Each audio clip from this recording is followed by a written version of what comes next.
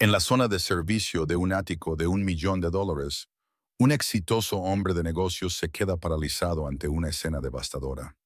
Su hijo de 7 años está allí, con su pijama sucio, rebuscando en las bolsas de basura, con sus pequeñas manos hambrientas.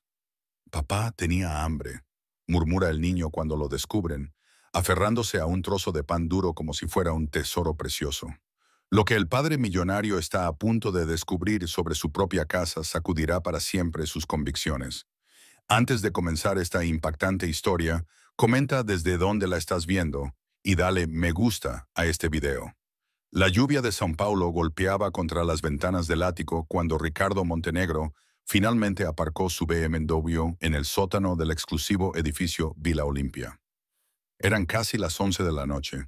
Una vez más llegaba demasiado tarde para cenar con su familia. Sus zapatos italianos resonaban en el suelo de mármol mientras se dirigía directamente a la planta 30, donde su fortuna de $300 millones, amasada con inversiones en aplicaciones y tecnología, le había concedido una vista privilegiada de la metrópoli. El ascensor privado se abrió directamente en el salón, revelando el silencio habitual de la casa. Valentina, su esposa desde hacía 3 años, probablemente ya estaría dormida, al igual que Gabriel, su hijo de 7 años fruto de su primer matrimonio. Ricardo se aflojó la corbata y se dirigió a la cocina gourmet en busca de algo para comer, cuando oyó un ruido extraño procedente del área de servicio. El sonido metálico continuaba, como si alguien estuviera revolviendo latas y papeles. Ricardo frunció el ceño y siguió el ruido, pasando por la despensa hasta llegar al lugar donde los sirvientes solían organizar la basura para su recogida. Sus piernas se paralizaron al ver lo que había allí. Gabriel estaba allí, con un pijama sucio, rebuscando en las bolsas de basura con sus pequeñas y delgadas manos, buscando algo entre los restos de comida desechados. El niño ni siquiera se dio cuenta de la presencia de su padre, demasiado concentrado en su búsqueda desesperada. Cuando finalmente levantó la cabeza, sus ojos marrones se encontraron con los de su padre con una mezcla de sorpresa y terror. En su mano derecha sostenía un trozo de pan duro, como si fuera un tesoro precioso que temía perder. Ricardo sintió que el mundo daba vueltas a su alrededor. El olor de la basura se mezclaba con la devastadora constatación de que algo iba terriblemente mal en su propia casa. Gabriel, la voz de Ricardo era ronca, apenas audible. «Hijo, ¿qué haces aquí?» El niño retrocedió, todavía aferrado al trozo de pan, con los ojos vidriosos por el miedo. Tenía las mejillas más hundidas de lo que Ricardo recordaba, y la clavícula sobresalía sobre su pálida piel. «Papá, tenía hambre», murmuró Gabriel, con una voz tan baja que apenas se le oía. «Hoy no me queda nada para cenar». Ricardo se arrodilló, tratando de asimilar lo que acababa de oír. «¿Cómo que no te queda nada para cenar?» Dejó más que suficiente para los gastos de la casa, incluida la comida para la familia. «¿Cómo que no hay?», preguntó Gabriel. «¿Dónde está Valentina? ¿No te dio comida?» El niño dudó, claramente dividido entre el miedo a hablar y el dolor del hambre. Dijo que hoy no me merecía cenar porque había hecho tonterías en el colegio. Dijo que los niños malcriados no se merecen la comida de los adultos. Las palabras golpearon a Ricardo como un puñetazo en el estómago. Miró a su alrededor en la zona de servicio y se fijó por primera vez en detalles que antes le habían pasado desapercibidos. No había platos sucios en el fregadero, ni restos de la comida de un niño. Lo único que quedaba eran los restos desechados de la exquisita cena que Valentina probablemente se había preparado para sí misma. Ricardo extendió la mano hacia Gabriel, quien instintivamente se echó hacia atrás. «Hijo, ven aquí. No voy a pelear contigo, te lo prometo». Su voz temblaba mientras intentaba mantener la calma. «Vamos a la cocina. Te prepararé algo de comer ahora mismo». Gabriel miró el trozo de pan que tenía en las manos y luego a su padre. Dio un paso lento hacia Ricardo, quien lo abrazó con cuidado. El cuerpo del niño estaba más delgado de lo normal y Ricardo notó sus costillas sobresaliendo a través del fino pijama. «Estoy aquí, Gabriel. Papá está aquí», le susurró al oído, acariciándole el cabello revuelto. En la cocina, Ricardo preparó un sencillo sándwich de jamón y queso, observando cómo Gabriel devoraba cada bocado con un apetito que iba mucho más allá de la simple necesidad de comer. Era el apetito de alguien que no sabía cuándo volvería a comer. Mientras su hijo comía, Ricardo le hizo preguntas con cuidado, tratando de comprender la gravedad de la situación sin asustar al niño. Gabriel, ¿alguna vez te ha pasado antes que no cenaras? El niño asintió sin levantar la vista del plato. Muchas veces, cuando Valentina dice que se ha portado mal, Ricardo siente una mezcla de ira y culpa en su pecho. ¿Cómo había podido estar tan ciego, tan absorto en sus propios asuntos, que no se había dado cuenta del sufrimiento de su propio hijo? ¿Y dónde sueles quedarte cuando yo no estoy en casa?, le preguntó, tratando de mantener la voz neutra. En mi habitación la mayor parte del tiempo. Valentina dice que los niños deben estar callados y ser invisibles cuando los adultos están ocupados. Cuando Gabriel terminó de comer, Ricardo lo llevó a su habitación y lo ayudó a cambiarse de ropa. Fue entonces cuando notó otras cosas alarmantes. La ropa del niño le quedaba demasiado holgada, como si hubiera perdido peso. Tenía unas marcas moradas en los brazos que parecían huellas de dedos, y Gabriel se estremecía cada vez que Ricardo se movía demasiado rápido. Gabriel, ¿cómo te han salido esas marcas en el brazo? El niño se subió la manga de la camisa, tratando de ocultarlas. Me caí, dijo rápidamente, pero no miró a su padre a los ojos. Ricardo sintió que se le helaba la sangre. Esas no eran marcas de una caída. Eran marcas de alguien a quien habían agarrado con demasiada fuerza. Esa noche se quedó despierto en la habitación de Gabriel hasta que el niño se durmió, prometiéndose en silencio que las cosas cambiarían. Mientras observaba la respiración tranquila de su hijo, Ricardo comenzó a planear su primera investigación real en años, no sobre mercados o tecnología, sino sobre lo que estaba sucediendo en su propia casa. Al día siguiente, Ricardo canceló todas las reuniones de la mañana y decidió trabajar desde casa, una decisión que sorprendió a Valentina. Ella apareció en la sala de estar alrededor de las 9 de la mañana, impecable como siempre, con su bata de seda importada, su cabello rubio perfectamente peinado y un maquillaje sutil pero calculado. Qué sorpresa verte aquí, querido. ¿Algún problema en la empresa? Su voz tenía esa dulzura artificial que Ricardo estaba empezando a reconocer como una máscara.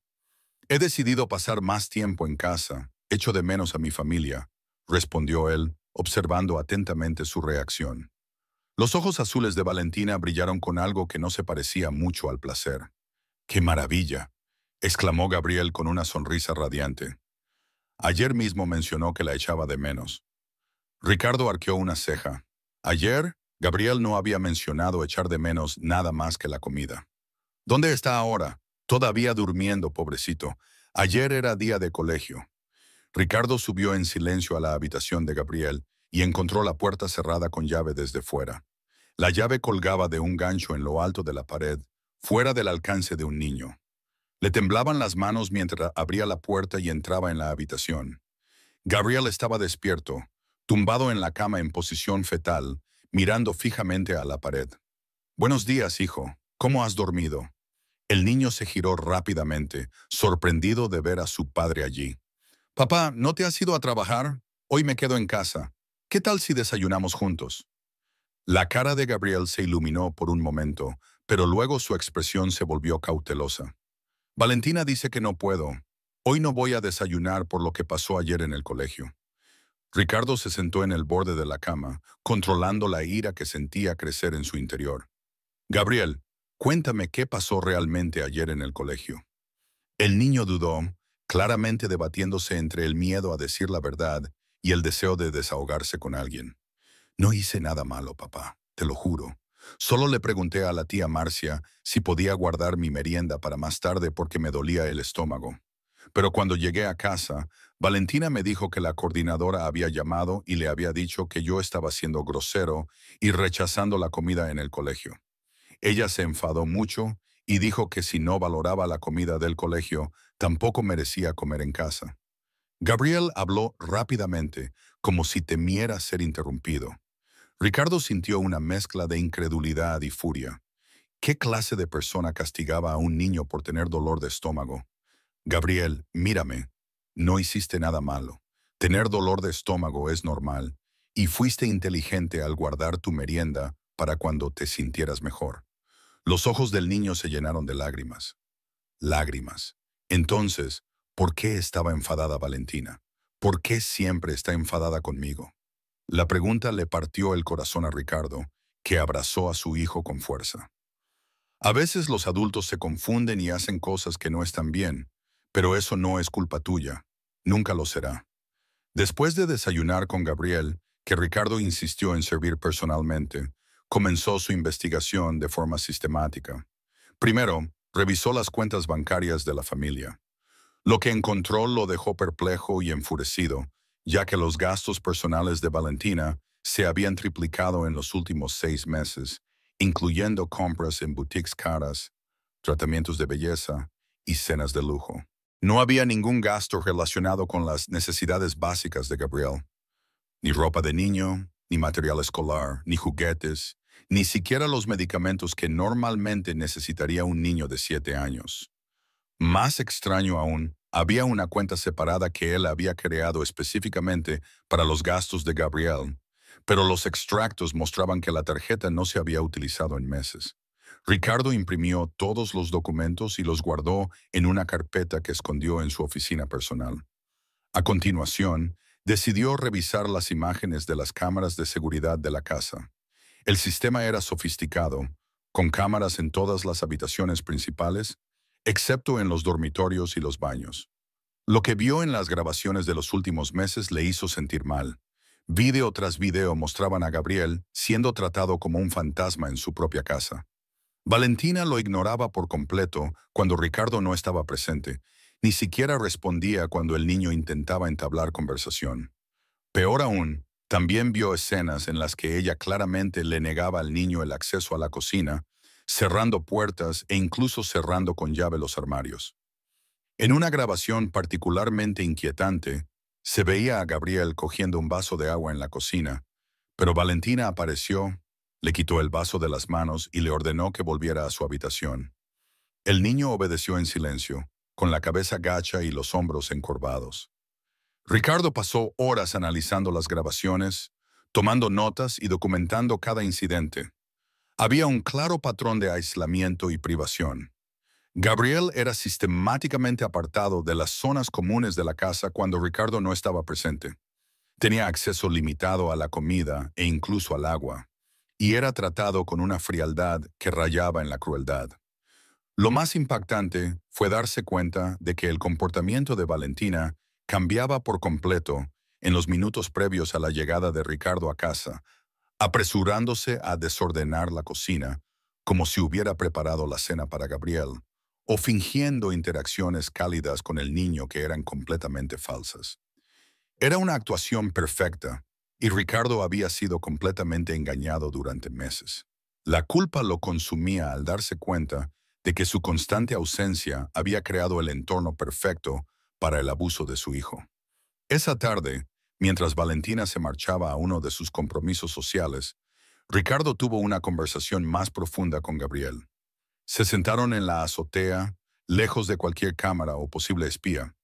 Gabriel, necesito que me cuentes todo lo que pasa aquí cuando papá no está en casa, y quiero que sepas que no me enfadaré contigo, digas lo que digas. El niño jugaba nerviosamente con una ramita, claramente luchando internamente. Tengo miedo de contártelo, papá. Valentina dijo que si me quejo de ella, hará cosas aún peores. Ricardo sintió un escalofrío recorriendo su espina dorsal. ¿Qué tipo de cosas dijo que haría? Gabriel miró a su alrededor como si temiera que Valentina apareciera en cualquier momento. Dijo que si lo contaba, si se portaba mal, me enviaría a un internado lejos y nunca volverías a verme. Dijo que tiene amigos importantes que pueden hacerte perder todo tu dinero si ella quiere. Las amenazas eran psicológicamente devastadoras para un niño de 7 años. Ricardo se dio cuenta de que Valentina había creado un sistema de control basado en el terror, haciendo creer a Gabriel que cualquier revelación provocaría la separación permanente de su padre y la destrucción de la familia. Gabriel, mírame a los ojos. Nadie podrá separarme de ti jamás, y nadie puede quitarnos nuestro dinero solo porque quiera. Valentina miente para asustarte. Ricardo eligió cuidadosamente sus palabras. Necesito tu ayuda para protegerte, pero primero necesito saber exactamente lo que ha estado haciendo. ¿Puedes contármelo? Poco a poco, Gabriel comenzó a revelar el alcance del abuso. Fueron meses de negligencia sistemática, privación de comida y agua, aislamiento forzado, humillaciones constantes y amenazas psicológicas. El niño describió días enteros encerrado en su habitación, sin comida, teniendo que beber agua del grifo escondido del baño y siendo obligado a mentir cuando le preguntaban por su bienestar. Más tarde ese mismo día, Ricardo tomó la decisión de buscar ayuda profesional. A través de sus contactos comerciales, obtuvo el número de teléfono de la doctora Ana Claudia Ferreira, una trabajadora social especializada en protección infantil que trabajaba con familias de altos ingresos. La conversación telefónica fue reveladora. Señor Montenegro, lo que usted describe son claros signos de negligencia y abuso psicológico. Es importante comprender que esta situación puede haber causado un trauma significativo al niño y debe tratarse con extrema seriedad. Ana Claudia le explicó los procedimientos legales y las medidas de protección disponibles. Programaré una visita a su casa a finales de esta semana, pero es fundamental que documente todo lo que ha observado y comience a crear un entorno seguro para Gabriel. Le aconsejó a Ricardo cómo proceder en los próximos días sin despertar sospechas, al tiempo que protegía a su hijo de más traumas. Ana Claudia llegó el jueves por la mañana. Una mujer de mediana edad, bien vestida, con cabello gris y ojos amables pero penetrantes. Valentina la recibió con su habitual cortesía calculada, ofreciéndole café y galletas importadas, mientras se esforzaba por demostrar la armonía familiar. Es maravilloso recibir una visita oficial. Ricardo me dijo que a veces hace estas visitas rutinarias a las familias. Estoy encantada de ayudar. Valentina había preparado el escenario a la perfección. Gabriel estaba limpio y bien vestido. Los juguetes estaban esparcidos por la habitación como si se usaran habitualmente, y la cocina mostraba signos de una familia funcional. Durante la entrevista inicial, respondió a todas las preguntas con la confianza de alguien que no tiene nada que ocultar. Gabriel es un niño maravilloso, aunque a veces un poco tímido. Intento darle toda la atención y el cariño que una madrastra puede ofrecer. Sus respuestas estaban ensayadas y eran convincentes. Ana Claudia, sin embargo, tenía décadas de experiencia lidiando con situaciones de abuso en familias aparentemente perfectas. Durante la conversación, observó pequeños detalles que pasarían desapercibidos para un visitante habitual. Gabriel estaba inusualmente callado y tenso. Evitaba el contacto visual con Valentina, y sus respuestas a las preguntas eran monosilábicas y nerviosas. Cuando Ana Claudia pidió hablar a solas con Gabriel, Valentina dudó un instante antes de aceptar amablemente. Por supuesto, por supuesto. A Gabriel le encanta conocer gente nueva. Le prepararé un tentempié especial. En la habitación de Gabriel, Ana Claudia utilizó técnicas especializadas para crear un ambiente de confianza. Comenzó hablando de temas neutros, juguetes y dibujos animados, observando cómo el niño se relajaba poco a poco. Gabriel, mi trabajo consiste en hablar con los niños y asegurarme de que sean felices y estén seguros. ¿Puedo hacerte algunas preguntas sobre tu vida aquí en casa? La entrevista con Gabriel fue cuidadosa y no invasiva, pero reveló información que confirmó las sospechas de Ana Claudia. El niño describió su rutina diaria, que no incluía tiempo de juego regular, comidas consistentes, ni interacciones positivas con Valentina. Cuando se le preguntó por sus sentimientos, Gabriel mencionó que a menudo se sentía triste y hambriento, pero que había aprendido a no quejarse porque a los adultos no les gustan los niños que se quejan. Ana Claudia también observó que el niño tenía un conocimiento inusual de dónde se encontraba la comida en la casa, como si tuviera que buscarla con regularidad. Al final de la visita, le informó discretamente a Ricardo que volvería en unos días con un equipo más grande y que él debía seguir documentando todo. Señor Montenegro, hay pruebas suficientes para iniciar un proceso de investigación formal. Activaré nuestra red de seguridad y le sugiero que busque inmediatamente un abogado especializado en derecho de familia. Esa noche, Después de que Valentina se fuera a una cena benéfica, Ricardo encontró a Gabriel en su habitación, dibujando en un cuaderno que había escondido debajo de su colchón. ¿Puedo ver tus dibujos, hijo? Gabriel dudó, pero finalmente le mostró el cuaderno. Las páginas contenían dibujos inquietantes para un niño de 7 años. Figuras solitarias, casas oscuras, personas con expresiones tristes o enfadadas. En uno de los dibujos había una pequeña figura aparentemente encerrada en una habitación y otra más grande fuera con una llave en la mano. Gabriel, ¿este dibujo es sobre ti? El niño asintió tímidamente. Es cuando estoy encerrado en mi habitación y tengo que esperar a que llegues a casa. Ricardo pasó más páginas y encontró otros dibujos que contaban la silenciosa historia del sufrimiento de Gabriel. Había dibujos de armarios de comida cerrados, un niño mirando por la ventana e incluso dibujos de un niño rebuscando en la basura. ¿Puedo quedarme con este cuaderno? Nos ayudará a mejorar las cosas para ti. Por recomendación de Ana Claudia, Ricardo concertó una cita con la doctora Patricia Albuquerque, una de las abogadas de derecho de familia más respetadas de São Paulo. Su oficina en el edificio Copacabana, en la zona de Faria Lima, irradiaba competencia y discreción. Señor Montenegro, he revisado el material que me ha enviado. Tenemos un caso sólido, pero debemos ser estratégicos. En situaciones como esta, es común que el agresor intente tomar represalias cuando se da cuenta de que está siendo investigado. ¿Su esposa ha mostrado algún signo de sospecha? Ricardo habló sobre el comportamiento cada vez más controlador de Valentina y sus intentos de limitar aún más el acceso de Gabriel a otras personas. Canceló su inscripción en las clases de natación e inglés, diciendo que necesitaba concentrarse más en sus estudios. También despidió a la empleada doméstica que había trabajado con nosotros durante 2 años, alegando problemas presupuestarios. Patricia asintió con gravedad. Son señales clásicas de aislamiento. Esta semana solicitaremos una orden de protección de emergencia. La estrategia legal comenzó a tomar forma. Patricia explicó que necesitarían pruebas más concretas para conseguir la custodia temporal de Gabriel, pero que ya había material suficiente para iniciar el proceso. Activaré mi red para acelerar los peritajes psicológicos y sociales. También sugiero que busquemos a antiguos empleados de su hogar que puedan testificar sobre el comportamiento de su esposa con Gabriel.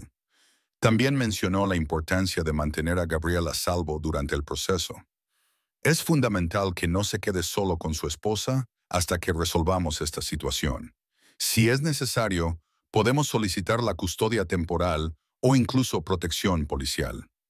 Ricardo salió de la oficina con una mezcla de esperanza y aprensión. Por primera vez en meses, sentía que estaba dando pasos concretos para proteger a su hijo, pero también sabía que la batalla apenas comenzaba. Esa noche, Valentina mostró signos de notar los cambios en la dinámica del hogar. Durante la cena que preparó por primera vez en semanas, hizo preguntas aparentemente casuales sobre la rutina de Ricardo. Cariño, ¿has estado mucho en casa últimamente? ¿Hay algún problema en la empresa?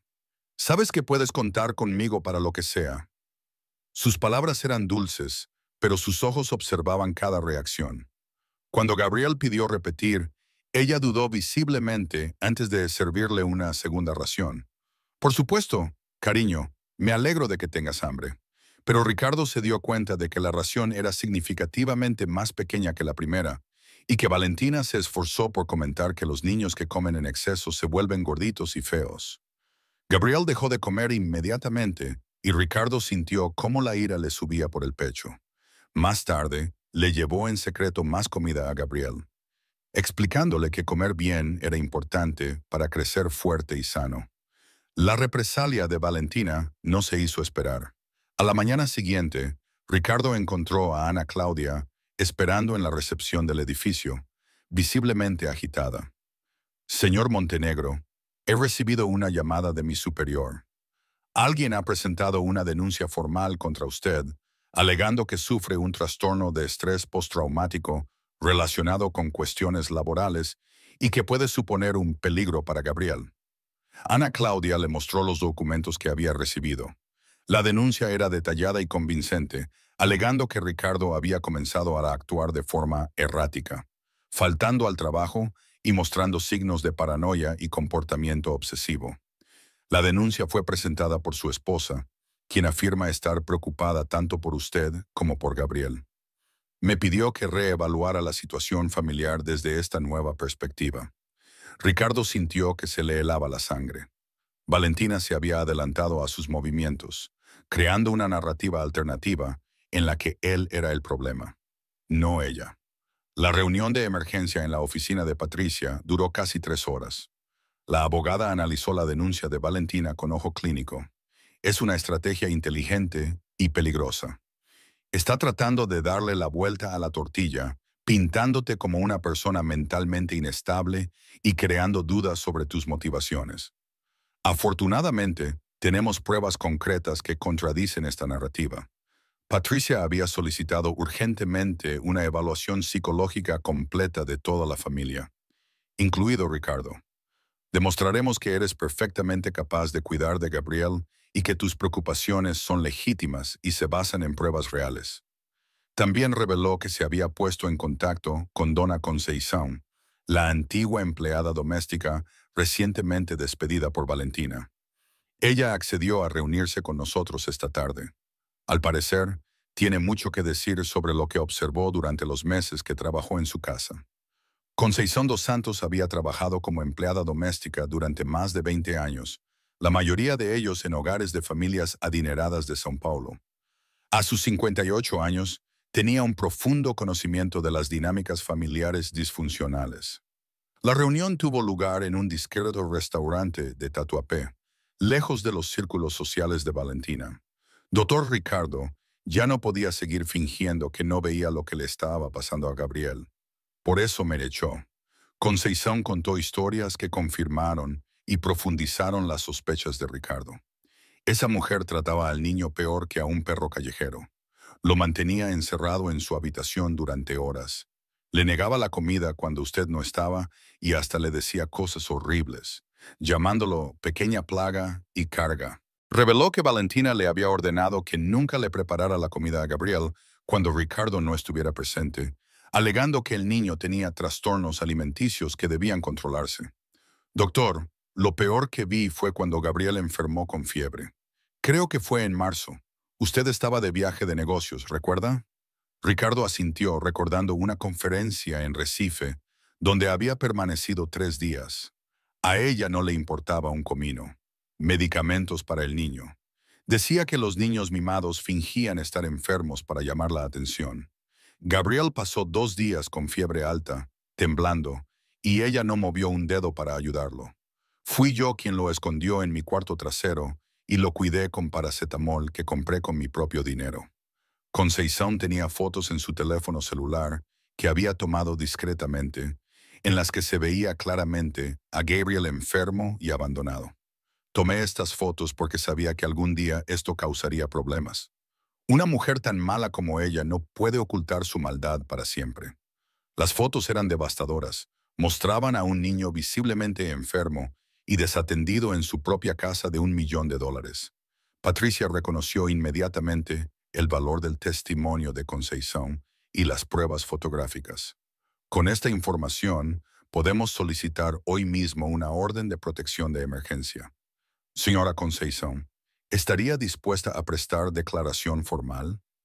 La mujer dudó solo un momento antes de aprobarla firmemente. El don Ricardo siempre ha sido un jefe justo conmigo, y ese niño no se merece pasar por esto. Si necesita que diga la verdad, lo haré. Patricia le explicó los procedimientos y los posibles riesgos, incluidos los intentos de intimidación por parte de Valentina. Ha intentado ponerse en contacto conmigo 2 veces desde que me despidieron, ofreciéndome dinero para que hablara bien de ella si alguien preguntaba por su familia. Cuando me negué, comenzó a hacerme sutiles amenazas sobre problemas con la documentación y dificultades para encontrar un nuevo empleo. Era el clásico patrón de intento de soborno seguido de intimidación. Mientras tanto, Gabriel estaba siendo tratado por la doctora Mariana Sousa, una psicóloga infantil especializada en casos de abuso y negligencia. La consulta estaba cuidadosamente diseñada para ser acogedora y no intimidatoria, con juguetes, libros y colores suaves. La primera sesión se dedicó principalmente a establecer la confianza y permitir que Gabriel se sintiera seguro para expresarse. Gabriel, este es tu espacio. Aquí puedes hablar de cualquier cosa, dibujar, jugar, y nada de lo que digas te meterá en problemas. La psicóloga utilizó técnicas lúdicas para ayudar a Gabriel a expresar sus sentimientos y experiencias. Durante los dibujos animados dirigidos, reprodujo constantemente temas de aislamiento, miedo y hambre. En una actividad con muñecos que representaban a la familia, Gabriel colocó el muñeco que lo representaba a él siempre lejos de los demás, escondido o de espaldas. La evaluación psicológica de Gabriel reveló claros signos de trauma emocional compatibles con un abandono prolongado y abuso psicológico. El niño muestra una ansiedad significativa, especialmente relacionada con las situaciones de alimentación y las interacciones con figuras de autoridad femeninas, explicó la doctora Mariana en su informe. También hay signos de hipervigilancia y comportamientos de supervivencia, típicos de los niños que viven en entornos desfavorecidos. Recomendó una terapia intensiva y, lo que es más importante, un proceso legal. Confirmó que los relatos de Gabriel eran coherentes y creíbles. Los niños de esta edad rara vez inventan historias tan detalladas y psicológicamente coherentes sobre el abuso. Los patrones de comportamiento que observé son signos clásicos de negligencia parental. El informe proporcionaría una base científica sólida para las acciones legales de Ricardo. La situación se agravó rápidamente cuando Valentina descubrió las visitas de Gabriel al psicólogo. Una tarde, cuando Ricardo llegó a casa temprano, encontró a Gabriel encerrado en su habitación y a Valentina alterada en la sala de estar. Ricardo, tenemos que tener una conversación seria. Estoy muy preocupada por ti y por las decisiones que estás tomando. Había preparado una actuación dramática, con lágrimas en los ojos y voz temblorosa. Estás llevando a nuestro hijo al psicólogo sin consultarme, haciendo preguntas extrañas al personal y actuando de forma completamente paranoica. Estoy empezando a pensar que necesitas ayuda profesional. Valentina presentó una carpeta con supuestas pruebas del comportamiento errático de Ricardo, incluyendo registros de sus ausencias en el trabajo e incluso capturas de pantalla de sus búsquedas en Internet sobre negligencia infantil. Había preparado una meticulosa contraargumentación intentando darle la vuelta por completo a la historia. Ricardo, quiero a Gabriel como si fuera mi propio hijo. Tú lo sabes. Me parte el corazón ver cómo creas estas fantasías sobre mí. Tus lágrimas parecían sinceras y tu actuación fue convincente. Quizás sea el estrés del trabajo o quizás sigas afligido por Marina. Mencionar a la primera esposa de Ricardo fue un golpe calculado y cruel, pero no puedo permitir que tus problemas personales perjudiquen a Gabriel. Él necesita estabilidad, no que lo lleven a terapeutas y lo sometan a interrogatorios constantes. Valentina se había posicionado como la voz de la razón, la protectora de Gabriel contra las supuestas inestabilidades de Ricardo. Él era una inversión completa de la realidad, pero ejecutada con maestría psicológica. Ricardo se dio cuenta de que estaba lidiando con una manipuladora profesional, alguien capaz de tergiversar cualquier situación en su beneficio. Patricia había anticipado esta estrategia de desviar la culpa. Durante una reunión de emergencia esa misma noche, ideó un plan de contraataque. Está tratando de aislarte y crear dudas sobre tu cordura. Es una táctica común en los casos de abuso. Tenemos que acelerar nuestro calendario y presentar nuestras pruebas antes de que ella pueda consolidar su narrativa alternativa. El abogado había concertado una audiencia urgente para el lunes siguiente en la que presentarían todas las pruebas recopiladas hasta el momento. El juez revisará los extractos bancarios, las grabaciones de seguridad, el testimonio de Conceição, el informe psicológico de Gabriel y toda la documentación que hemos recopilado. Es poco probable que ella pueda mantener su versión ante tantas pruebas concretas. Durante el fin de semana previo a la audiencia, Ricardo mantuvo a Gabriel constantemente a su lado, sin dejar nunca al niño solo con Valentina. Pasaron horas en la azotea, donde Gabriel poco a poco se fue abriendo más sobre sus experiencias. «Papá, cuando todo esto termine, ¿Valentina ya no vivirá con nosotros?». La pregunta fue formulada con una mezcla de esperanza y temor. Ricardo eligió cuidadosamente sus palabras. Gabriel, lo más importante es que estés seguro y feliz. Papá hará lo que sea necesario para asegurarse de ello.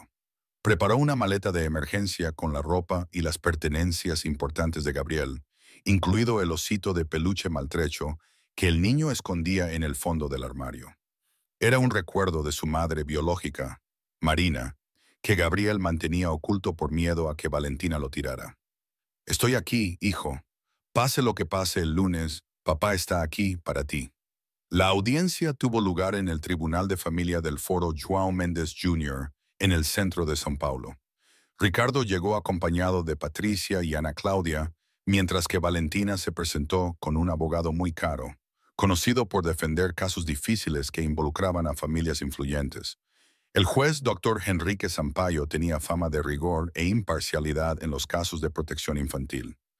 La primera parte de la audiencia consistió en la presentación de pruebas por ambas partes. Patricia había organizado el material de forma cronológica y científica, comenzando por los extractos bancarios que mostraban el abandono financiero de Gabriel, pasando por las grabaciones de seguridad que documentaban el aislamiento del niño y, finalmente, el informe psicológico que confirmaba el trauma. Su señoría, las pruebas son claras y apuntan a un patrón sistemático de negligencia y abuso psicológico. Valentina y su abogado presentaron su defensa basándose en la afirmación de que Ricardo sufría paranoia y comportamiento obsesivo. Trajeron supuestos testigos que confirmaron los cambios en su comportamiento reciente, incluidos algunos socios comerciales que informaron de sus ausencias y su creciente preocupación. El abogado de Valentina, el doctor Marcio Brandão, era hábil y experimentado.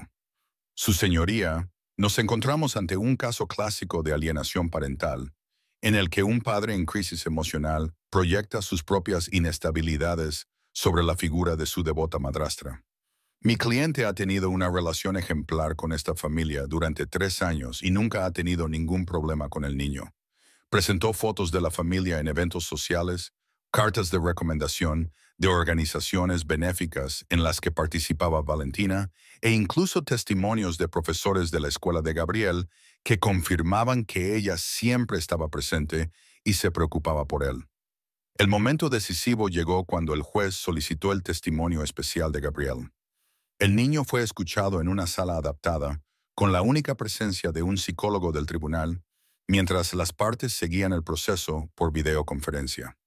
Gabriel estaba visiblemente nervioso, pero respondió a las preguntas con una honestidad y un detalle sorprendentes para su edad. Cuando se le preguntó cómo se sentía en casa, dijo, «Tengo mucho miedo cuando papá no está». Valentina se enfada y dice que soy una molestia. Dice que me echará si le cuento algo a papá. El niño describió episodios concretos de privación de comida, aislamiento forzado y amenazas psicológicas.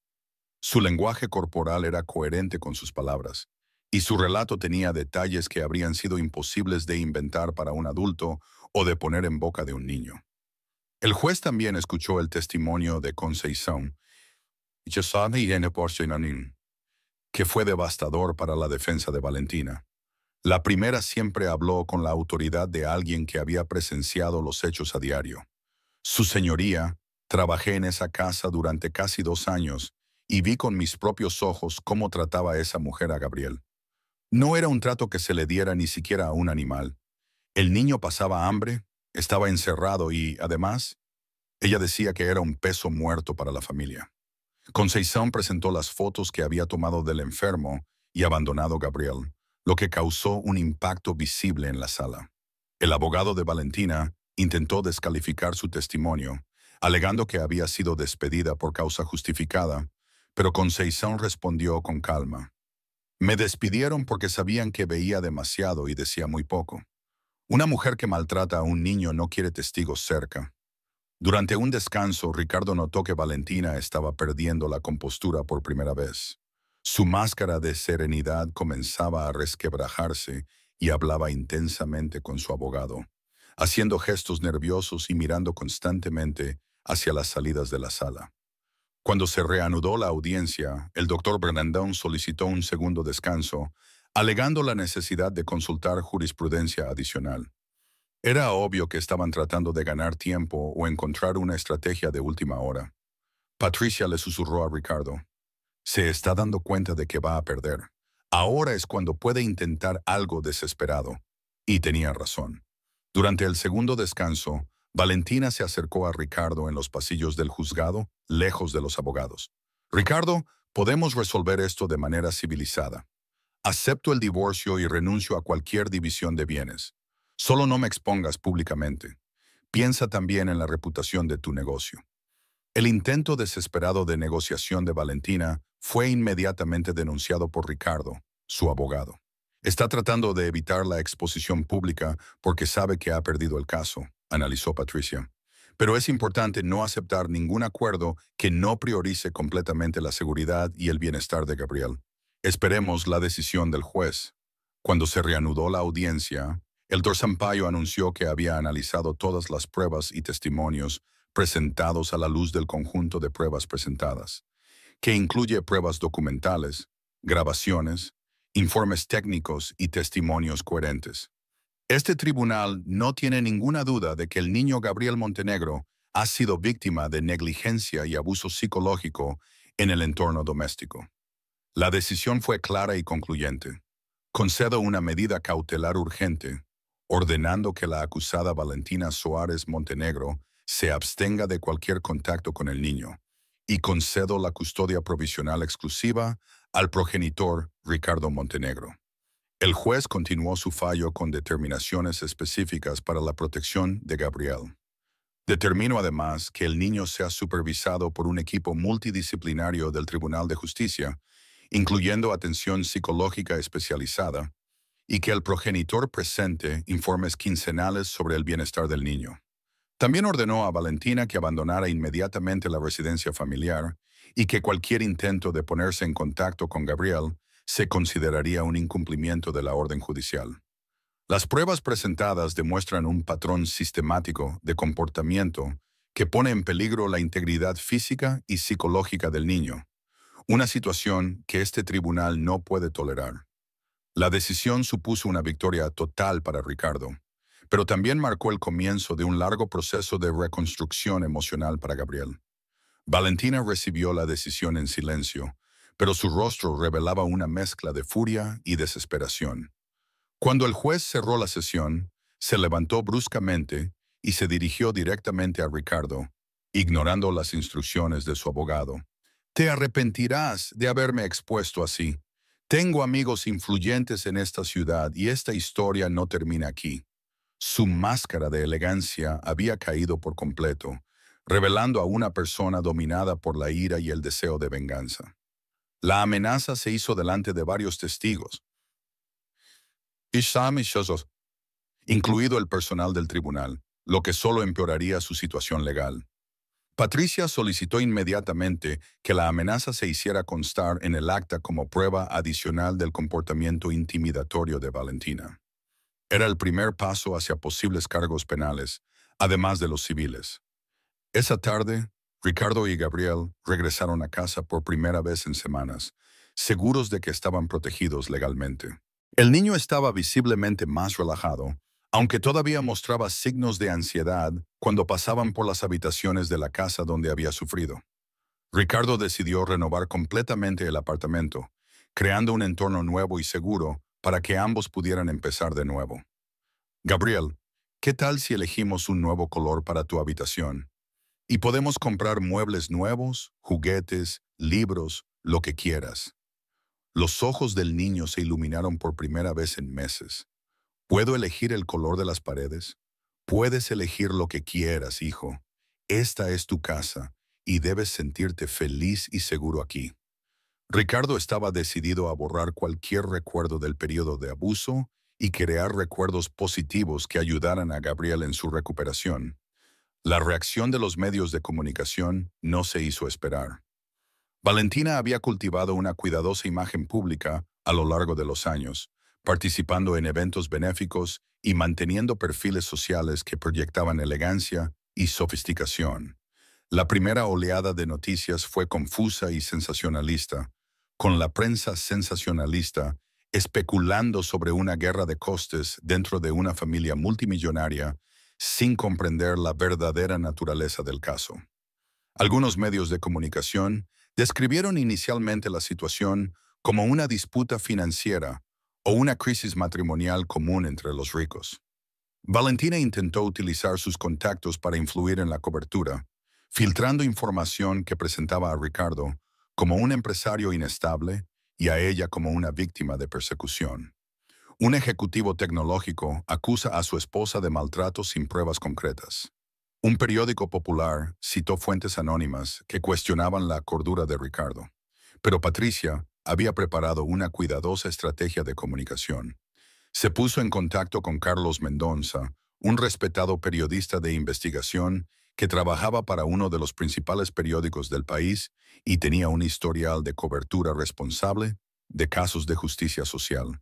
Carlos aceptó investigar el caso tras recibir un dossier completo con todas las pruebas documentales. Señor Montenegro, llevaré a cabo una investigación exhaustiva e independiente. Si se confirman los hechos, esta historia debe contarse con seriedad y responsabilidad. La investigación periodística duró 2 semanas, durante las cuales Carlos entrevistó a múltiples fuentes, revisó documentos y consultó a expertos en abuso infantil. Su trabajo dio como resultado una serie de reportajes que sacaron a la luz la verdad de forma ética y se centraron en la protección de los niños. El primer reportaje de Carlos se publicó un domingo por la mañana y causó un impacto inmediato. Hijo de familia multimillonaria, vivía en situación de abandono y abuso psicológico. Titulaba Manchete, acompañado de una investigación detallada que presentaba las pruebas sin sensacionalismos. El artículo explicaba los mecanismos legales para la protección infantil e incluía comentarios de expertos sobre cómo el abuso puede darse en cualquier contexto social. El dinero no protege a los niños del maltrato doméstico. De hecho, puede crear barreras adicionales para su detección y denuncia, explicó uno de los psicólogos entrevistados. El informe evitó detalles que pudieran volver a traumatizar a Gabriel o comprometer su privacidad, centrándose en los aspectos legales y sociales del caso. El impacto en las redes sociales fue significativo, con debates sobre la necesidad de vigilancia comunitaria y sistemas de protección infantil más eficaces.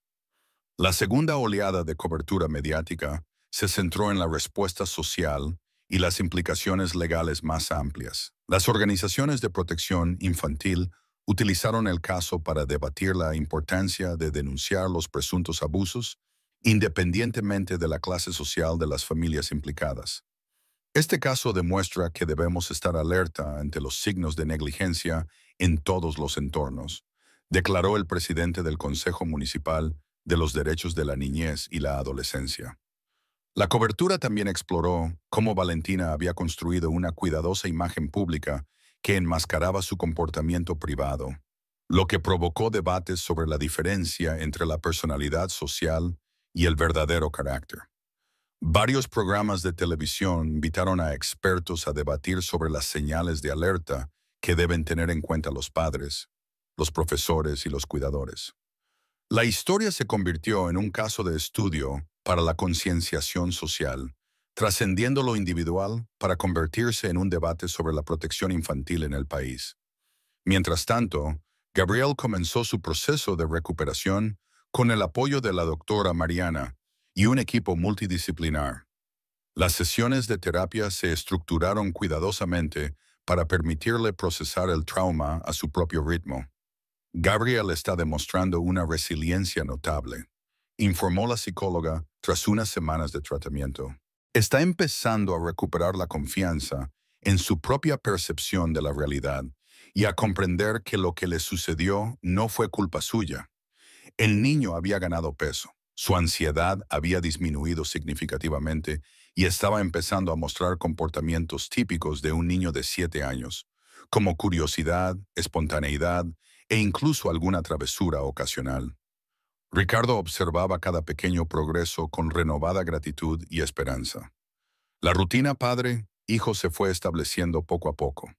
Por las mañanas desayunaban juntos en la cocina con Gabriel, que elegía libremente lo que quería comer. Ricardo había contratado a una nueva empleada doméstica Doña María, una mujer amable recomendada por Ana Claudia, que comprendía la situación especial de la familia y trataba a Gabriel con afecto maternal. Hijo, ¿qué tal si ayudas a la abuela María a hacer un pastel de chocolate hoy? A Gabriel le encantaba participar en las actividades de cocina, algo que había estado prohibido durante meses. Por las tardes, después de las clases particulares temporales que Ricardo había organizado, jugaban en el jardín, hacían rompecabezas o leían libros juntos en el sofá. Estoy aquí, Gabriel, siempre estaré aquí para ti, repetía Ricardo con frecuencia, y el niño poco a poco empezó a creer en esas palabras. 3 meses después de la vista, Valentina fue citada de nuevo ante el tribunal para una vista penal, esta vez relacionada con las amenazas que había proferido contra Ricardo y las pruebas de maltrato infantil que podían constituir un delito. Durante este periodo, había intentado múltiples estrategias para revertir su situación, incluyendo ponerse en contacto con antiguos conocidos para que testificaran a su favor e incluso contratar a investigadores privados para encontrar información comprometedora sobre Ricardo. Todos estos intentos fracasaron o fueron descubiertos y denunciados a las autoridades competentes. Su comportamiento cada vez más errático solo confirmó las evaluaciones psicológicas que la describían como una persona con rasgos narcisistas y manipuladores. La Fiscalía decidió presentar una denuncia formal por maltrato infantil y amenazas, delitos que podían acarrear penas de prisión. La vista penal fue más tensa que la anterior. Valentina llegó visiblemente abatida. Su impecable apariencia mostraba por fin signos de estrés y presión legal. Su nuevo abogado intentó una estrategia de defensa basada en trastornos psicológicos, alegando que ella misma era víctima de problemas de salud mental que le impedían controlar su comportamiento. La fiscalía, sin embargo, presentó pruebas de que las acciones de Valentina eran calculadas y sistemáticas, lo que demostraba que era plenamente consciente de sus actos. Los registros muestran un patrón deliberado y sostenido de comportamiento abusivo, con sofisticados intentos de ocultación y manipulación. No se trata de actos de abuso impulsivos, sino de decisiones conscientes para causar sufrimiento a un niño vulnerable. El fiscal había estudiado cuidadosamente el caso y presentó una acusación sólida basada en las pruebas reunidas. Durante su testimonio, Valentina finalmente perdió el control. Ante las imágenes de seguridad que mostraban su cruel comportamiento hacia Gabriel, estalló en una mezcla de autodefensa y acusaciones. Ese niño era un obstáculo. Era malcriado, llorón y siempre se interponía en mis planes. Ricardo nunca estaba presente y yo tenía que aguantar a un mocoso grosero que solo quería atención. Sus palabras revelaron finalmente su verdadera personalidad, despojada de cualquier máscara social. Había construido una vida perfecta, tenía estatus, respeto, y ese niño amenazaba todo eso con sus rabietas y sus constantes necesidades. El arrebato emocional ante el juez y el jurado fue devastador para cualquier posibilidad de defensa que pudiera haberle quedado. Ella había confirmado con sus propias palabras que veía a Gabriel como un obstáculo que había que eliminar, no como un niño que necesitaba cuidados y protección. El juicio duró 2 días y terminó con la condena de Valentina a 3 años de prisión, inicialmente en régimen cerrado, más una indemnización sustancial por los daños psicológicos causados a Gabriel. El juez fue claro en su sentencia. La acusada demostró una total falta de empatía y responsabilidad hacia un niño indefenso a su cargo. Sus acciones constituyen una grave violación de los derechos fundamentales de un niño y no pueden ser toleradas por nuestra sociedad. La condena también incluía una orden de protección permanente que prohibía cualquier contacto futuro con Gabriel, incluso después de cumplir la sentencia. Para Ricardo, la sentencia representaba no solo justicia, sino también la certeza de que Gabriel estaría definitivamente protegido. La fase legal de la pesadilla había terminado por fin, lo que les permitía centrarse por completo en la recuperación y en construir una nueva vida juntos. Los meses siguientes fueron de una reconstrucción gradual, pero constante. Gabriel volvió a una escuela normal, donde rápidamente hizo nuevos amigos y demostró académicamente estar al nivel de los niños de su edad, disipando las preocupaciones sobre posibles retrasos causados por el trauma. Sus profesores informaron de que era un niño curioso, amable con sus compañeros y especialmente cercano a las figuras femeninas adultas, lo que la doctora Mariana interpretó como una señal positiva de que estaba superando el miedo generalizado que había desarrollado. Ricardo reorganizó por completo su rutina laboral, delegando más responsabilidades y priorizando horarios flexibles que le permitieran estar presente en los momentos importantes de la vida de Gabriel. Papá, ¿podrás venir a la presentación del colegio el jueves? No me lo perdería por nada del mundo, hijo. Estaré allí, en primera fila. Y siempre lo estaba. La casa se había convertido en un verdadero hogar. La habitación de Gabriel tenía ahora paredes de color azul claro que él mismo había elegido, estanterías llenas de libros y juguetes, y en un lugar destacado, a la cabecera de la cama, estaba el osito de peluche de su madre Marina, ahora limpio y restaurado. Ricardo había encontrado las viejas cartas de Marina guardadas en una caja en el ático y se las había mostrado a Gabriel por la noche. Cuando el niño expresaba curiosidad por su madre biológica, ella escribía que serías el niño más especial del mundo. Ricardo lía sosteniendo a Gabriel en su regazo. Y tenía razón. El diario de dibujos que Gabriel había mantenido oculto durante los meses difíciles ahora estaba guardado en un cajón especial de su nuevo escritorio, ya no como prueba de sufrimiento, sino como recordatorio de su fuerza y resistencia.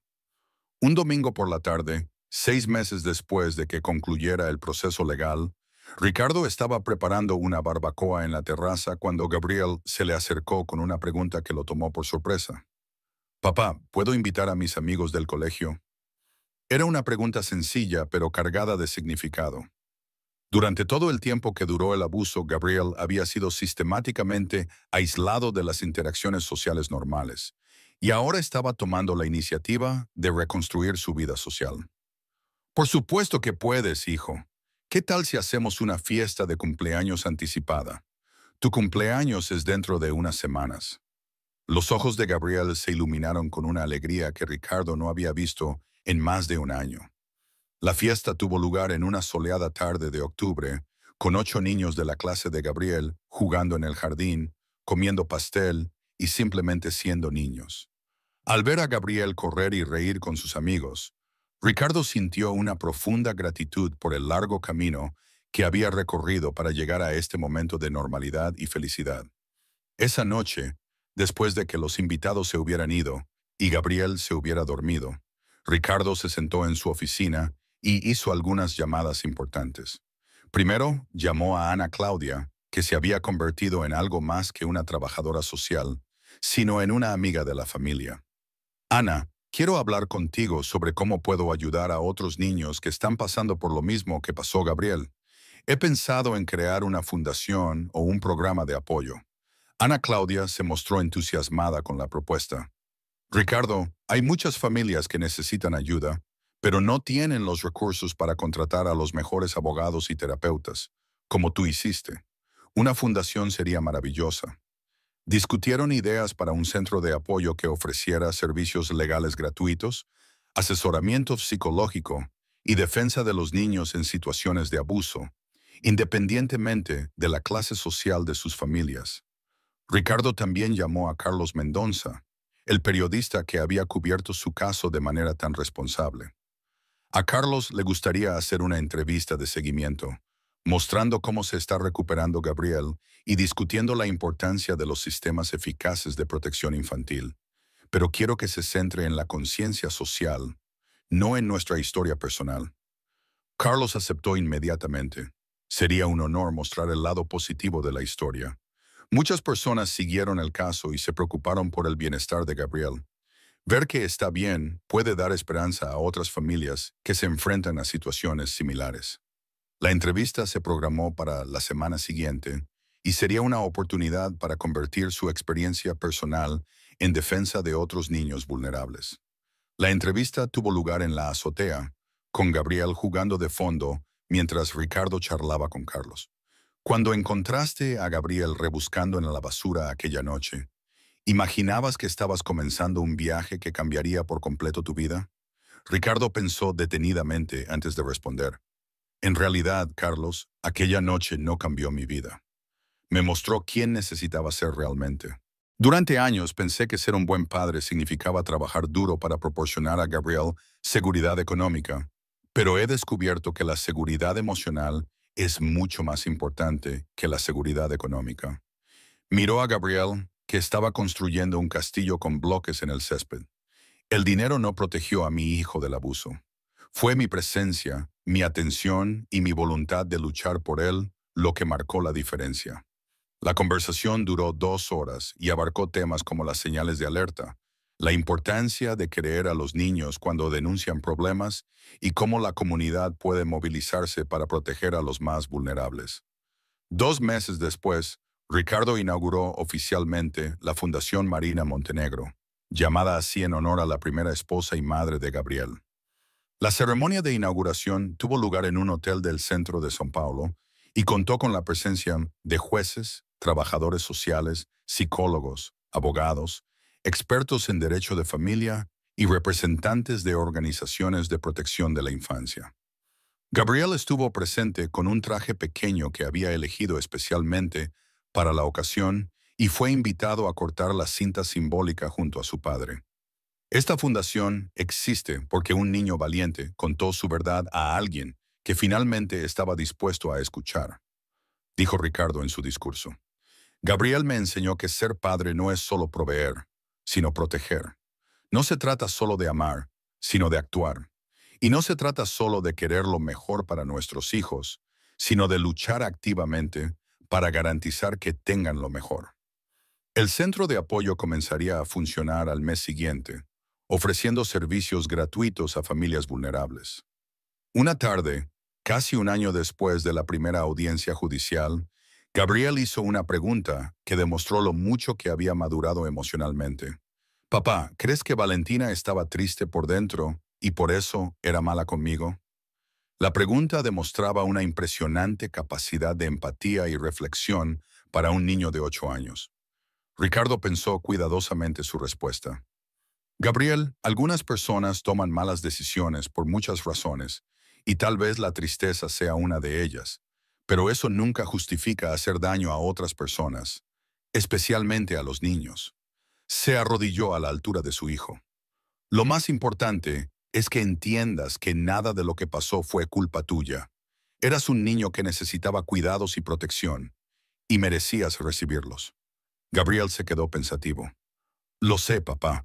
La doctora Mariana siempre dice lo mismo, y ahora me siento mucho más feliz. Esa conversación marcó un importante punto de inflexión en la recuperación emocional de Gabriel.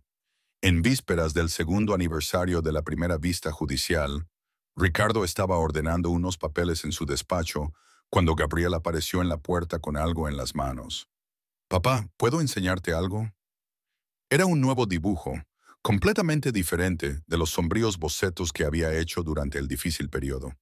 En este se veían dos figuras cogidas de la mano, ambas sonrientes, con una casa colorida al fondo y un cielo azul salpicado de nubes blancas. Soy yo en nuestra casa, explicó Gabriel con una sonrisa orgullosa. Me ha gustado especialmente esta parte, dijo Ricardo, señalando las figuras cogidas de la mano. Significa que estamos juntos. Siempre juntos, confirmó Gabriel, inclinándose para darle un abrazo. En ese momento, Ricardo se dio cuenta de que la verdadera victoria no había sido legal ni económica, sino emocional. No solo habían sobrevivido al trauma, sino que habían salido más fuertes y más unidos. 2 años después de que todo comenzara con ese devastador descubrimiento en el sector servicios, Ricardo y Gabriel habían establecido una rutina que equilibraba a la perfección el trabajo, la familia y el propósito social. La Fundación Marina Montenegro ya había ayudado a más de 50 familias en situaciones de abuso o negligencia infantil, ofreciendo no solo apoyo legal, sino también asesoramiento psicológico y defensa especializada. Gabriel, ahora de 9 años, era un niño seguro de sí mismo, sociable y sobresaliente académicamente, que ocasionalmente participaba en eventos de la Fundación cuando era apropiado, siempre protegido de cualquier exposición que pudiera ser perjudicial. Una mañana especialmente especial, despertó a Ricardo con un dibujo que había hecho la noche anterior. «Papá, este es mi dibujo para el Día del Padre en la escuela». La imagen mostraba a un hombre alto con chaqueta de traje cogido de la mano a un niño pequeño, y encima de ellos dos estaba escrito con letra clara: «Mi papá es mi héroe porque me salvó, y ahora está aquí para siempre». Ricardo guardó el dibujo en el mismo cajón donde guardaba las cartas de Marina y el primer diario de Gabriel, no como recuerdos de sufrimiento, sino como hitos en un viaje de amor, valentía y redención. Esa noche, mientras acostaba a Gabriel, el niño hizo un comentario que resumía perfectamente la transformación de sus vidas. «Papá, ¿sabes qué es lo que más me gusta de nuestra vida ahora? ¿Qué, hijo? Que nunca tengo miedo de cuándo volverás a casa. Ahora soy feliz porque sé que siempre volverás conmigo». Ricardo besó la frente de Gabriel y le susurró las palabras que se convirtieron en el mantra de su nueva vida. «Estoy aquí, Gabriel. Siempre estaré aquí para ti». Y mientras veía a su hijo dormirse plácidamente, Ricardo supo que había encontrado algo más valioso que toda su fortuna tecnológica. Había encontrado su verdadero propósito como padre, protector y defensor de aquellos que no pueden valerse por sí mismos. La casa que antes resonaba con silencios temerosos, ahora resonaba con risas genuinas, conversaciones amorosas y la certeza de que el amor incondicional y el valor para actuar pueden curar incluso las heridas más profundas y reconstruir cualquier hogar destruido por la crueldad. Sé